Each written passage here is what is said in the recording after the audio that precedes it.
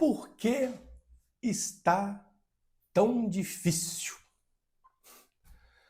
Certamente você já ouviu esta frase em algum momento da sua vida, e sobretudo os mais experientes, ou seja, aqueles que vieram antes de nós, dizendo: olha, na minha época era assim, na época dos meus pais, na época dos meus avós, era muito mais difícil, as coisas eram muito mais difíceis. E esta é uma verdade, mas não é uma verdade absoluta. Porque quando nós falamos que na época dos nossos pais, dos nossos avós, dos nossos bisavós, era mais difícil, esta é uma verdade. Era muito mais difícil no que diz respeito às condições, era muito mais difícil no que diz respeito ao financeiro, ou seja, não tínhamos acesso a tantas coisas, tantas informações, em especial aquilo que o mundo também nos oferece. Mas, voltando à pergunta inicial, por que está tão difícil? E agora trazendo, obviamente, para a nossa realidade, que esse é sempre o objetivo. Ilustrar, de alguma forma ou de outra, esse nosso pensamento, esse pensamento do tempo presente, do porquê está tão difícil, do porquê está tão difícil a caminhada, por que está tão difícil as pessoas manterem firmes a regularidade na casa de Deus, a regularidade com suas orações, a regularidade com os seus jejuns. E a palavra de Deus aqui no Evangelho de Mateus, capítulo 24, nos dá aqui algumas respostas do porquê está tão difícil.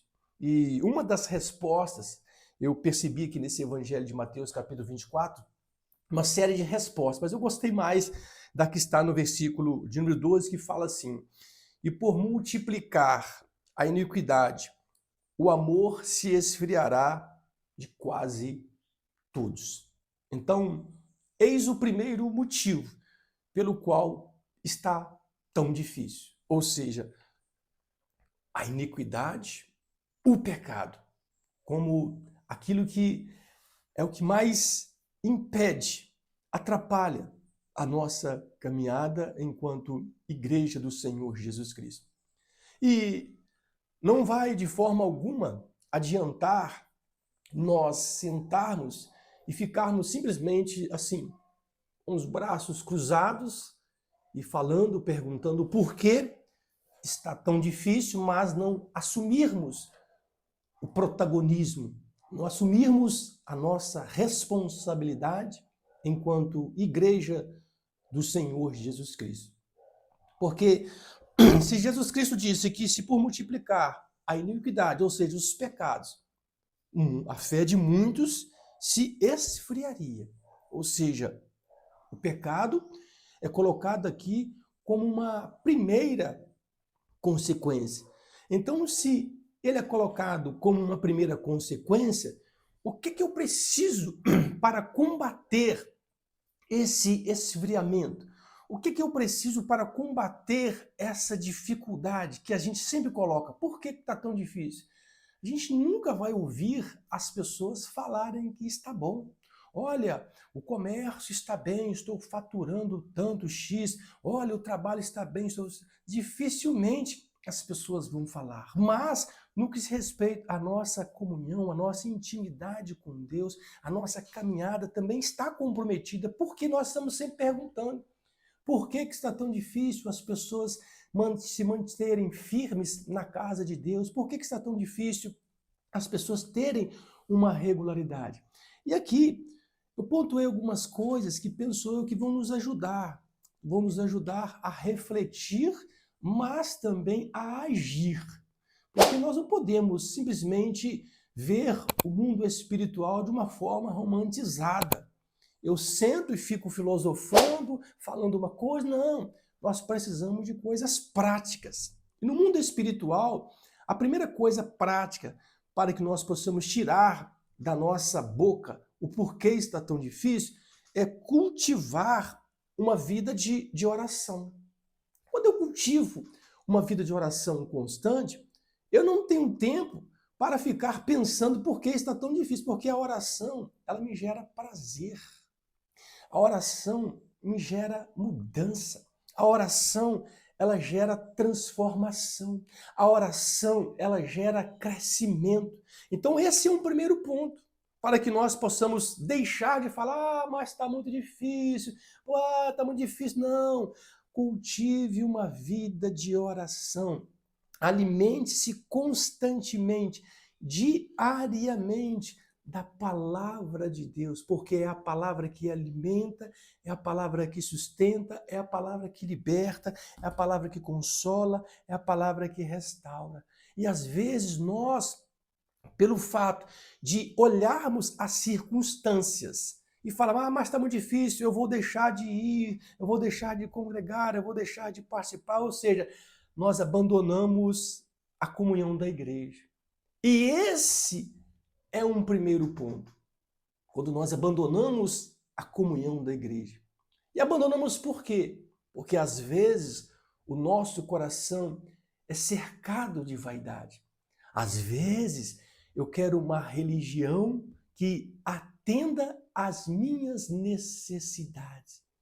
Mas o evangelho é simples e objetivo. Ou seja, o Senhor Jesus, ele veio a este mundo para que nós pudéssemos, sim, arrepender dos nossos pecados e crer verdadeiramente que ele é o galardoador daquilo que nós buscamos. Então, praticar o evangelho em pequenas atitudes. Começa dentro da nossa própria casa, com os nossos filhos, nosso relacionamento, a maneira como nós tratamos uns aos outros dentro de casa. E às vezes nós ficamos mais ali, mas está tão difícil, e sempre reclamando. Mas não temos ali a capacidade de cultivar uma vida de oração, de alimentar da palavra constantemente, ou seja, eu não pratico o evangelho nas pequenas coisas. E se nós não praticarmos o evangelho nas pequenas coisas, nós não vamos conseguir discernir as influências que o mundo coloca dentro das nossas casas, dentro das nossas igrejas. Então, se nós não observarmos esses pontos e mantivermos os nossos olhos firmes em Jesus e não nas circunstâncias, porque esse é o ponto crucial, para que eu não fique fazendo do meu banco da igreja, da minha casa, da minha parede, o meu muro das lamentações, onde eu fico só reclamando, tá assim, tá assado, poderia estar assim, desse... Isso são pensamentos e atitudes desleais, porque, no entanto, nós deveríamos estar comprometidos com o evangelho. E o nosso comprometimento, diga-se de passagem, são com os nossos interesses pessoais. A nossa agenda, ela está sempre em primeiro lugar. As coisas que eu faço estão sempre em primeiro lugar. Então, um outro ponto importante é que a agenda de Deus é que tem que entrar na nossa vida. Não é a minha agenda entrar na agenda de Deus. Se eu tiver um tempo para... Não, eu preciso de entender que eu, enquanto igreja do Senhor, eu tenho que cultivar uma vida de oração, alimentar-se diariamente da palavra de Deus, não abandonar a comunhão, praticar o evangelho nas pequenas coisas, porque, queridos, verdade é que há um cansaço espiritual quando nós não vemos os resultados acontecer. Essa é uma verdade, e essa talvez seja também uma das nossas frustrações, quando nós trabalhamos e não vemos os frutos acontecer. E aí, nós, pelo fato de não vermos os frutos frutificarem, qual que é a nossa atitude? A palavra de Deus nos orienta, corta, poda, para que possa produzir, dê as condições de produzir. E, amados, o Senhor Jesus é aquele que nos dá as condições de produzirmos esses frutos. Então, por que está tão difícil? Está tão difícil porque o amor, ele tem sido substituído pelo nosso interesse pessoal. Eu disse isso no culto domingo da nossa igreja, quando eu falei a respeito de relacionamentos. Nós sempre deixamos o restoio para Deus, sempre deixamos o restinho para Deus. o restinho do nosso gás, da nossa energia, da nossa adoração, deixamos o restinho de tudo. Ou seja, não priorizamos como precisaríamos priorizar, não mantemos uma regularidade, não participamos de um grupo pequeno, de uma célula, ou seja, eu não me envolvo, mas eu quero ver as coisas acontecerem e fico lá. Ah, mas está tão difícil, pastor, está difícil a caminhada, realmente está muito difícil. Se nós não fizermos aquilo que a Sagrada Escritura nos orienta, que é cultivar uma vida de oração constante, o tempo em que você fica, às vezes, reclamando da sua liderança, do seu pastor, ou seja, de qualquer outra pessoa, você deveria estar orando, cultivando uma vida de oração, alimentando-se diariamente da palavra de Deus, não abandonando a comunhão de Deus, praticando o evangelho nas pequenas coisas, nas pequenas atitudes dentro da sua casa.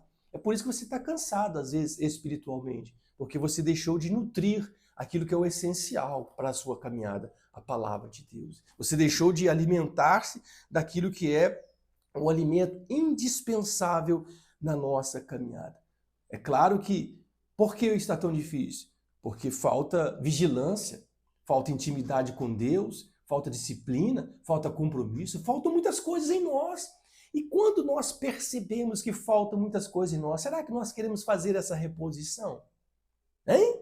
Aqui eu aprendo que cultivar uma vida de oração, alimentar-se diariamente da palavra de Deus, não abandonar a comunhão da igreja, praticar o evangelho nas pequenas coisas, discernir as influências do mundo é indispensável. Ou seja, eu preciso de manter os meus olhos em Cristo Jesus e não nas circunstâncias, para que assim o meu amor ele não seja substituído pelos meus interesses pessoais, ou seja, aquele cansaço, aquele excesso às vezes, de ativismo, ou seja, a partir do momento que as distrações do mundo tiram a minha comunhão com o Senhor, eu vou passar a viver em cima de um muro das lamentações, sempre dizendo, mas está tão difícil, na época do fulano, na época do Beltrano, ou talvez até de forma nostálgica, né? Querendo trazer coisas, fatos do passado para o tempo presente. Mas por que está tão difícil? Nós sabemos o porquê.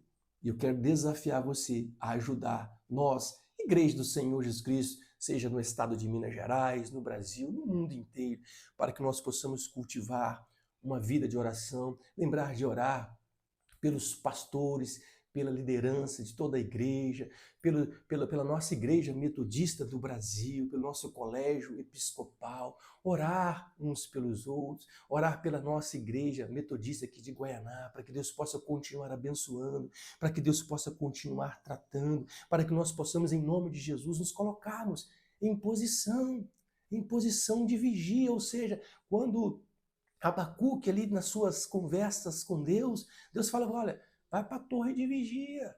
E ele vai para a torre de vigia. Então talvez o que esteja nos faltando é irmos para a nossa torre de vigia, ao invés de ficarmos de vigia na vida dos outros. Que Deus possa abençoar a sua vida, a sua casa, a sua família, em nome do nosso Senhor e Salvador Jesus Cristo. Fiquem todos com a santa e gloriosa paz de Cristo Jesus.